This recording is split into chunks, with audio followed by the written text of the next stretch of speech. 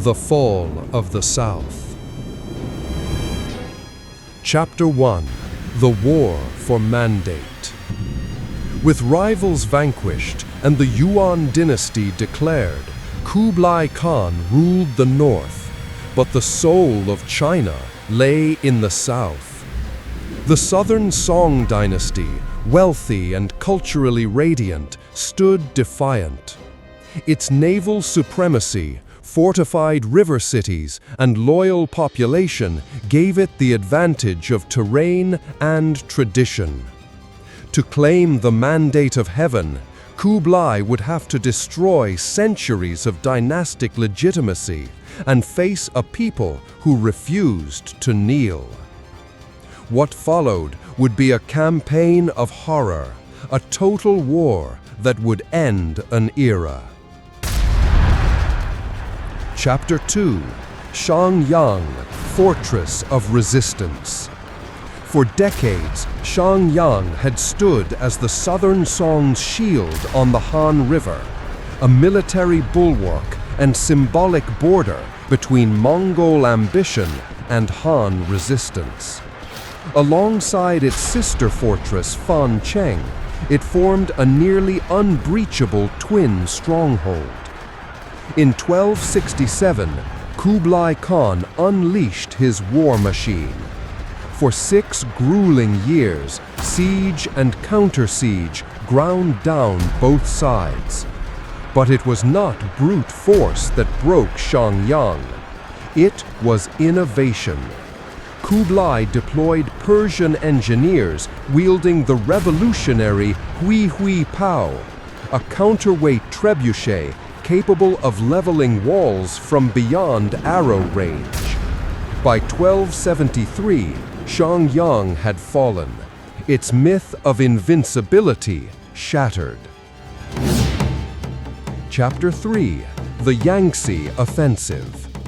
With the northern shield gone, Kublai's generals, chief among them the brilliant Bayan, swept south. The Mongols, once horse-bound nomads, now commanded fleets. Naval warfare, once a Song advantage, became a Mongol strength. Crossing the Yangtze, they overwhelmed city after city. In 1276, facing unstoppable advance, the Empress Dowager surrendered on behalf of the child Emperor Gong. Hangzhou, the capital, fell with barely a battle. Yet not all surrendered. A defiant faction fled south, refusing to let the dynasty die. Chapter 4. The Final Emperor. In exile, the loyalist court crowned Zhao Shi, and later, after he died, his younger brother Zhao Bing, as the last Song emperor. In 1279, the resistance made a last stand at the Battle of Yamen, one of the largest naval battles in history. Hopelessly outmatched, with over 1,000 ships trapped and burning, the Song fleet disintegrated. Refusing capture, Minister Lu Shufu carried the 8-year-old Emperor Zhao Bing into the sea and leapt. With their deaths, the Southern Song ended not in surrender, but in sacrifice.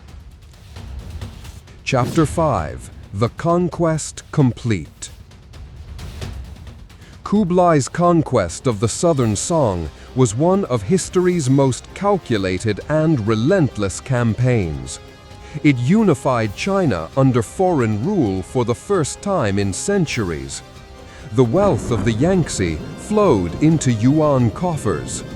The Middle Kingdom was whole again, but at a cost. To many Chinese, this was not unification.